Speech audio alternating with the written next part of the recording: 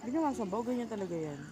Good day mga ka-XS Grinders. Update tayo for this 25th of December. Merry Christmas. Wednesday. Start with AXS. It's currently $6.81. Within 24 hours up siya by 2.48%. Going to our daily bounties. Under daily bounty, standard board, Atiya 10 points, all goods. Parang walang magawa si Dory. Classic for 35 points, win one battle, all goods. Origins, win one battle, 35 points, all goods. Currently, for this week, meron tayong 240 points. And wala pa rin tayong ticket.